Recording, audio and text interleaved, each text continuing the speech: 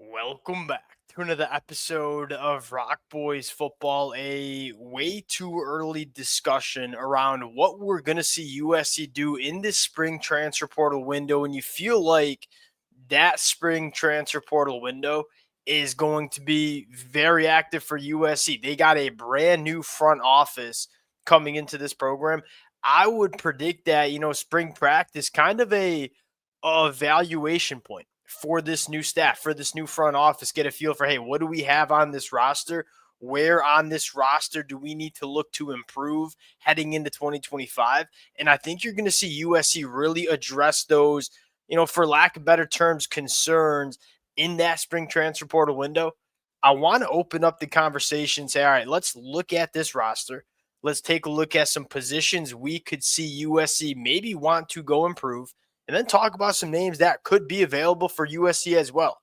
And again, this is kind of some sicko stuff, right? This is before spring practice has even started, kind of just talking about where this roster is.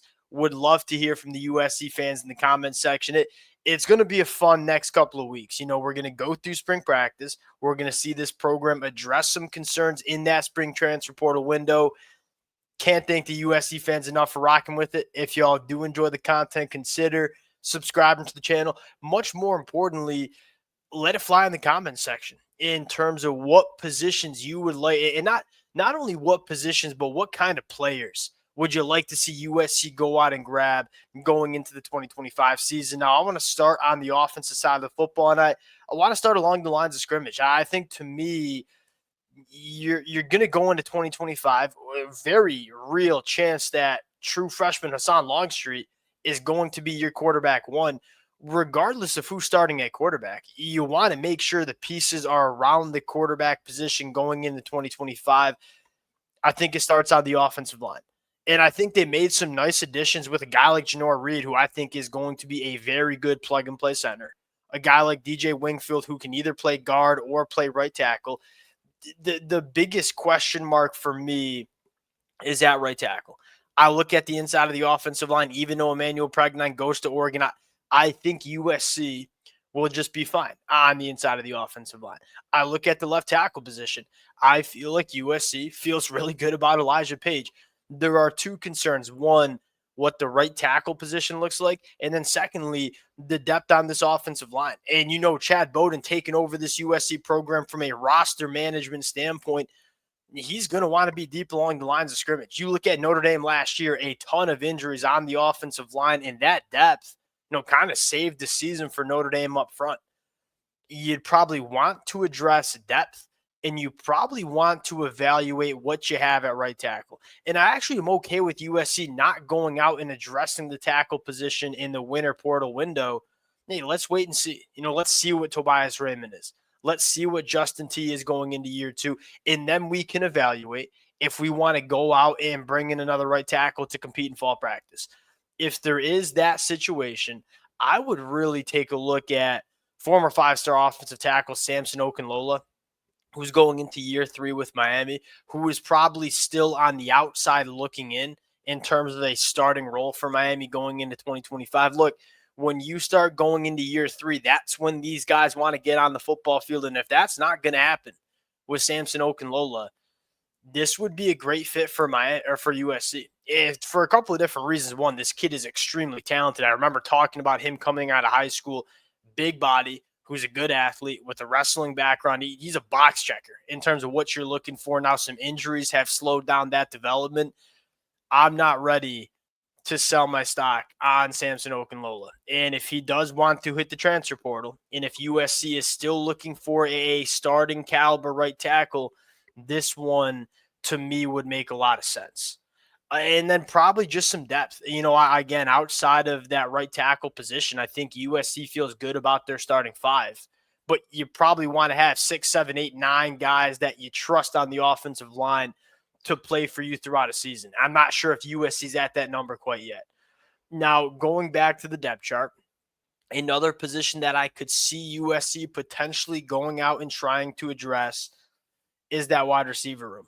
One, because it's, awfully thin, and you're going to have some true freshmen and some kind of unknown commodities in the transfer portal coming in and being in the two deep. The thing I love most about USC's wide receiver room is you have your guys. Last year at this time, we were like, yeah, really, really talented wide receiver room. We're not really sure who our difference makers are. Is it going to be Deuce Robinson? Is it going to be Jacoby Lane? Is it going to be Mekhi Lemon? Is it going to be Zach Branch? Jacoby Lane and Mekhi Lemon are the guys for this USC wide receiver room going into 2025, which I think matters. Outside of that, how good do you feel about the next couple? Yeah, I'm personally very high on Xavier Jordan. I wish we got to see more of him in the 2024 season. I'll be quite frank, it moderately concerning that we didn't get to see that much of him, which kind of has me questioning, hey, is he going to be ready to go in 2025?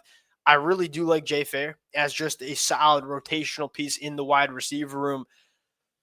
Outside of that, it's kind of some question marks, which I think allows USC to maybe go out and bet on some high upside in the wide receiver room and a guy like Jurion Dickey. And again, for the life of USC, not really involved in this kid coming out of high school, 5-star wide receiver from the state of California, goes to Oregon, injuries, really good wide receiver room for Oregon, really just hasn't gotten on the football field. He's one of the biggest mysteries in all of college football, even when he was a high school kid. Now, going into year 3, if he's still not slated to play a big role in this Oregon wide receiver room, if you're Lincoln Riley in USC and he wants to hit the portal, say, hey, wouldn't mind betting on some upside here. And look, if he doesn't work out, he can be a depth piece in the wide receiver room. But if he does work out, now you got 3 wide receivers in Mekhi Lemon, Jurion Dick, and Jacoby Lane that can be legitimate difference makers. I don't think the wide receiver room is as much of a priority as the offensive line is, as that right tackle position is. But I do think that USC could look to add one more body, and you start talking about what kind of wide receiver would we look for.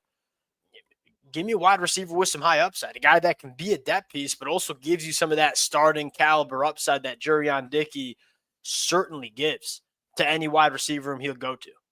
And again, these guys aren't in the portal yet. We're just kind of having an early conversation. That's probably what I'd be looking for on the offensive side of the football. Now, going over to the defensive side, I've been very vocal. I think this defensive line went from a massive weakness for USC in 2024 to a massive strength in the 2025 year, especially on the inside. I don't think you can fit any more transfer portal additions on the inside. If there's one position that I still would like to see USC go out and address, it's edge rusher. At the end of the season in 2024, Cam Fountain was your best edge rusher, and he was a true freshman. And look, I'm super confident in Cam Fountain going into 2025. No question about it. Do we have enough around him? The biggest problem for this USC defense in 2024, at least from what I saw in the numbers I see, is look, we didn't get after the quarterback well enough. Sacking the quarterback 4% of the time, that was 115th in the country, needs to be better. I think it's going to be inherently better because you got some guys on the inside that certainly can be disruptive. But when you talk about elite pass rush, it normally has to do with an elite edge rusher. I think you might have one with Cam Fountain. And quite frankly, Brilliant Shelby, Anthony Lucas, some young guys that are still developing. Anthony Lucas coming off an injury. Like, you might have some really good cats there. Do you want to bring in a guy that has shown you he can do it at the collegiate level? My answer would be yes. One name that we talked about 2 months ago when this transfer portal opened, I'm going to continue to bang the table for it until he goes to the NFL draft. That's David Bailey. And he's going into year 4 at Stanford. This kid is a legitimate difference maker as a pass rusher. He's up to 250 pounds. And I think what's so frustrating is, one, we all know where Stanford is as a program. And I give David Bailey a lot of credit for sticking with Stanford as long as he did. But he's also just not getting used the right way at Stanford. He only rushed the passer 200 times in the 2024 year. He's an elite pass rusher. If USC can go out and grab a guy like David Bailey in that sprint, and it doesn't have to be it doesn't have to be David Bailey himself, but a guy like David Bailey who has shown he can be an elite edge rusher, rushing the passer, it, in my mind, would revolutionize this USC defense going into 2025. Another name that I certainly would look for, kind of a different type of guy, but another guy that I think is intriguing is Christopher Ross. Started his career as a 4-star prospect going to Texas, transfers, goes to Nevada in 2024, 26 quarterback hurries, and 18% pass rush win rate. To me, the transfer portal is meant for a guy like Christopher Ross, where didn't get on the football field as much as he wanted early in his Texas career. goes to Nevada, gets on the football field a lot, becomes a very good football player. I wouldn't be surprised if he's looking for a new home come spring. Proven commodity, rushing the passer. Probably not to the level David Bailey is, but pretty dang close. In a guy that has the physical traits to play at the power forward level. He's a 4-star prospect coming out of high school. He's kind of a heavier handed guy, 6'2", 270. He plays out on the edge. He's going to run right through tackles' faces. He ain't going to be winning too much with speed. But a guy that showed that he can be a legit difference maker in the pass rush. The last position I look at, and it's not from a starting standpoint. I look at the linebacker spot and say Desmond Stevens, Eric Gentry feel really good about what those two can be in their as starting linebackers in the Dan Lynn with Rob Ryan coaching them. Who's your third linebacker? Eric Gentry, obviously, history of injuries. Desmond Stevens, young cat, still developing. You probably want to have at least 3 or 4 linebackers that you trust. I love Matai Togiai, but I think there needs a year of development before he's ready to play on the football field. You don't need to go out and grab, and this is something that I think Chad Bowden's going to look at is, hey, you can use the transfer portal to get plug-and-play starters, but you can also use the transfer portal to go out and build some depth. And I look at the linebacker room and say, especially with Elijah Newby potentially moving positions coming off the edge, that linebacker room is thin. It's really thin going into 2025. You don't need to land a bona fide starting guy because I think you got 2 of them, but can you land a guy that provides some depth to this room going into 2025? And I think Blake Nicholson would make a lot of sense. A Cali kid that is still a young linebacker that's only going into year 3 that can provide some depth in 2025 and potentially a starting linebacker in 2026. This kid was a freaky athlete coming out of high school, has had some growing pains down there at Florida State. And obviously there's just a lot going on with that Florida State program, brand new defensive coaching staff. If that doesn't necessarily work out in that spring practice window, you could see a guy like Blake Nicholson hitting the portal. And I think it would make a ton of sense for USC to go pursue a kind of linebacker like that where, look, he's not a plug-and-play linebacker. I think there's still some development that probably needs to take place. But a guy that's played a lot at Florida State can offer you some depth in 2025 and then maybe start for you in 2026. That to me would make a lot of sense.